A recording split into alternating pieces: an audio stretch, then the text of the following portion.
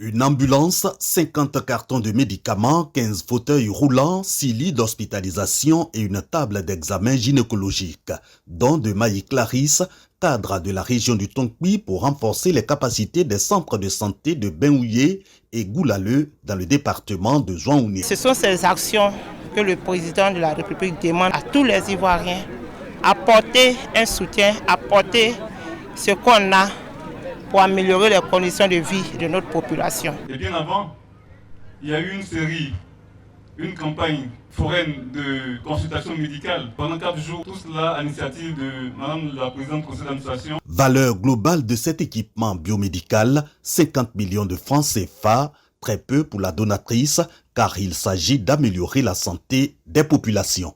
Je pense que j'ai apporté ma petite contribution aux actions menées par le gouvernement, à savoir des actions sociales à l'endroit de nos populations. Voilà. Et j'espère que Dieu me donnera encore les opportunités pour que demain, ça ne soit pas seulement Benoué, mais que ce soit dans tout le district autonome des montagnes. Témoin de ce renforcement des capacités des centres de santé de Zouaounien, le ministre-gouverneur du district autonome des montagnes, Albert Flendé, encourage à ce geste, facteur selon lui de développement. C'était une très bonne cérémonie, pertinente, importante par sa nature, c'est-à-dire le domaine de la santé, et par son ampleur. C'est une cérémonie qui m'a vraiment fait plaisir. Cette remise de matériel biomédical aux 2 centres de santé du département de Zouaounien ouvre pour Maï Clarisse la caravane d'aide à l'amélioration du système sanitaire de la région du Tonkpi.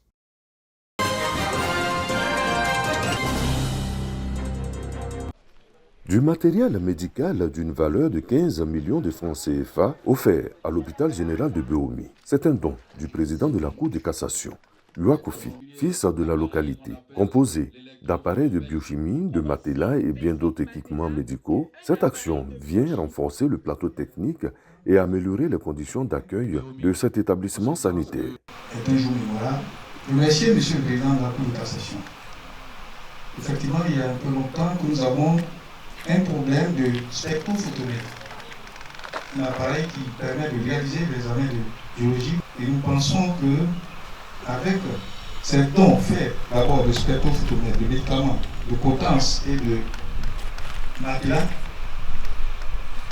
je voudrais rassurer Monsieur le Président de la Cour de cassation que nous en ferons bon usage dans le cadre de l'amélioration de la santé de la population de Beomi. Le donateur Yuakofi invite les cadres de Beomi à contribuer pour le bien-être des populations. Pour moi, c'est un devoir. C'est un devoir de venir mes frères. Et lorsque les circonstances vous ont permis d'avoir un peu de moyens, que vous pouvez aider vos parents, il faut le faire. J'invite l'ensemble des cadres à venir soutenir leurs parents. Le préfet du département de Beomi, Imelda Traoré, a quant à elle invité les bénéficiaires à faire bon usage de ce don.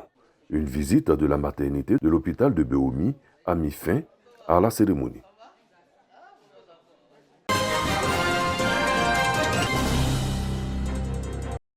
Porter la couverture forestière à au moins 20% du territoire national à l'horizon 2030, soit un accroissement de 3 millions d'hectares de forêt, tout en maintenant intact l'existant. Pour l'atteinte de cet objectif, une politique nationale forestière est mise en œuvre avec plusieurs initiatives, dont le projet Un village 5 hectares de forêt. À Tamafourou, village du département de Diara dans la région du Béré, ce projet est lancé au grand bonheur des populations.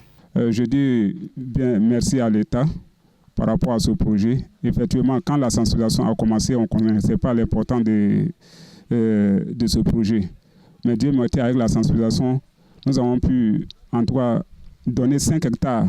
Cette initiative de reconstitution du couvert forestier est soutenue par la Fondation Paul Renard et une société cotonnière. Après le village de Tamafourou, plusieurs autres villages du département pourront implémenter le projet Un village 5 hectares de forêt. On prend en charge avec la Fondation Paul Reinhardt et ce projet va durer 3 ans.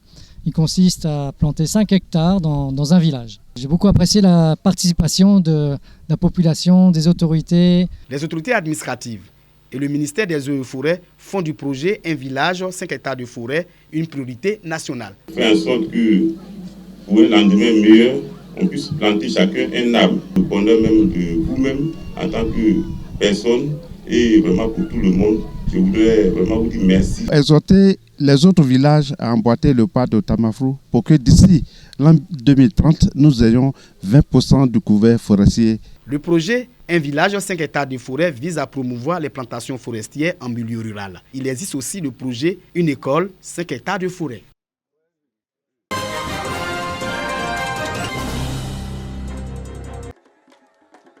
La tribu Lomo dans la commune de Sakassou fait de la promotion de son patrimoine culturel et la transformation de ses produits locaux des piliers de son développement. Depuis 2 ans, la tribu a son festival. Ce rendez-vous annuel dénommé Festival Lomo Moyé vise à promouvoir, préserver, sauvegarder les us et coutumes et mettre un accent sur la production et la transformation du vivrier. Nous souhaitons que la tribu Lomo puisse faire revivre sa culture. Tout ce qui a disparu doit renaître. Alors, et aussi encourager l'activité économique. Nos mamans qui se battent dans l'agriculture, elles se sont réunies en coopérative. Aujourd'hui, elles sont sur la voie de l'industrialisation du Congondé. Aujourd'hui, le Congondé de Lomo se vend jusqu'en Europe. Des prestations des danses patrimoniales en voie de disparition dont le gouli, des atouts culturels et culinaires, la promotion du tissage et du port du pain baoulé ont meublé le festival. Le ministre-gouverneur du district autonome de la vallée du Bandama, amoureux de la culture, était aux côtés des populations de la tribu Lomo. Jean-Claude Kouassi, parrain du festival, félicite les initiateurs pour cette politique de promotion de la culture. C'est un moment pour célébrer ensemble le riche patrimoine culturel baoulé et rechercher les voies et moyens de le pérenniser et de le transmettre ainsi aux générations futures. Ce festival permet aussi de faire la promotion de la transformation des produits vivriers.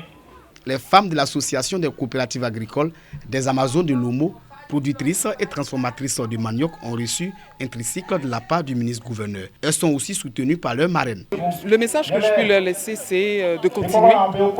Déjà, pour elles, c'est vivre de ce qu'elles produisent, mais c'est les encadrer aussi pour qu'elles produisent mieux et qu'elles puissent vivre vraiment décemment de la production qu'elles font. La deuxième édition du festival Lomo Moyé a eu pour thème préservation de la culture pour un développement harmonieux. La tribu Lomo dans le département de Sakassou compte 9 villages.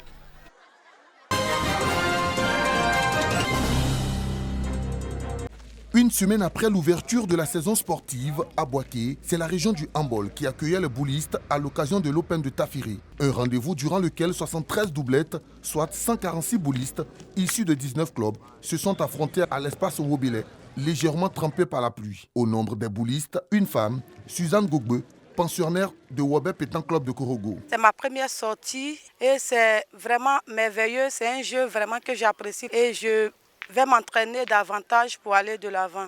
Mon ambition, vraiment, c'est de jouer le championnat national et même, pourquoi pas, le championnat international. Si certains sont sortis prématurément de la compétition à l'image d'Assane Fabrice, d'autres ont brillé sous le regard admirateur des autorités locales. Pour les organisateurs, l'objectif est de faire de Tafiri la plaque tournante de la pétanque ivoirienne. La pétanque véhicule des valeurs très importantes, des vertus. D'abord la cohésion, l'adresse, et surtout la patience et la tactique, l'intelligence. C'est toujours un plaisir pour nous d'inviter la Fédération ivoirienne de pétanque à venir. Nous essayons d'organiser, de conjuguer nos efforts ensemble pour permettre aux boulistes de venir s'exprimer. Après 48 heures de compétition et 215 matchs disputés, les doublettes Toali Bonaventure, Orega Mathieu et Soro Norbert Gaucher, Bationo ont rendez-vous en finale.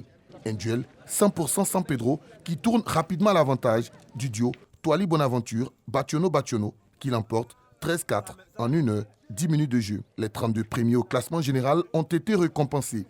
Suzanne Gogbe est désignée meilleure pointeuse. Le trophée Fair Play a été attribué à l'équipe de Tafiri. Tafiri devient un rendez-vous incontournable pour la pétanque ivoirienne. Je voudrais non seulement remercier les autorités de Tafiri qui n'ont ménagé aucun effort pour que cette rencontre soit belle. Nous remettons le couvert pour la saison prochaine. Prochain rendez-vous au calendrier fédéral les samedis 24 et dimanche 25 août 2024 pour 2 compétitions prévues à Djebonois et Yamoussoukro.